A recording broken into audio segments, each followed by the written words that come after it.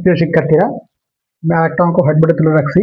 তো দেখো অঙ্কটাতে কি বলছে, যে কিছু টাকা অমল, কাদের ও রোডিক্সের মধ্যে 7:5:4 অনুপাতে ভাগ করে দেওয়া হলো। এতে অমল 350 টাকা পেলে মোট টাকার পরিমাণ নির্ণয় করো।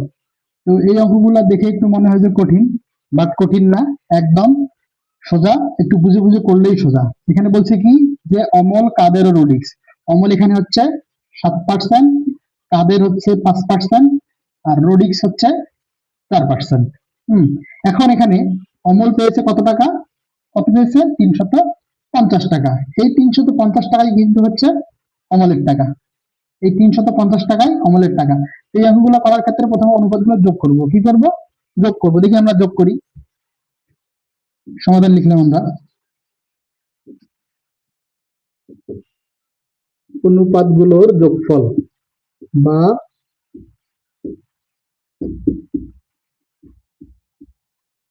অনুপাতের যোগফল। অনুপাত কি ছিল আমাদের? 7+5+4। তো আমাদের এগুলো যোগ করলে কি হবে? 7×5=9, আর 7 কত? 16। অনুপাতের যোগফল কত? 16। এখন এই 16 অনুপাতের মধ্যে 7 অনুপাত হচ্ছে অমলের। এখন আমরা লিখব, এখানে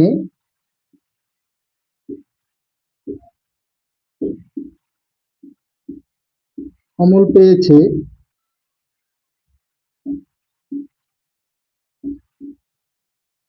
7 অংশ = 350 টাকা। এই তো। অতএব 1 অংশ পেয়েছে কত? 350 ভাগ 7 টাকা। 5 কত? 35 টাকা। তাহলে কি হলো? 50 টাকা। তাহলে অমল পেয়েছে কত? 1 অংশ পেয়েছে 50 টাকা। তাহলে আমাদের টোটাল এখানে কত অংশ ছিল? 16 অংশ। এখন যদি আমরা এই যে 50 কে 16 দিয়ে গুণ দেই, তাহলে মোট টাকার পরিমাণ আমাদের বের হবে। এখানে লিখবো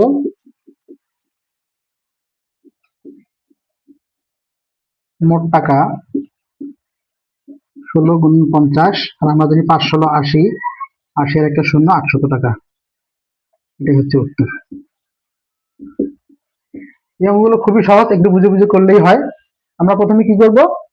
প্রথমে প্রথমে আগে অঙ্কটা পড়বো, পড়ে বুঝবো, বোঝার পর দেখবো যে অঙ্কটাতে চাচ্ছে কি। এখানে আমাদের 7% মানে 350 টাকা, আর 7+5+4 মানে সর্বমোট 16 অংশ।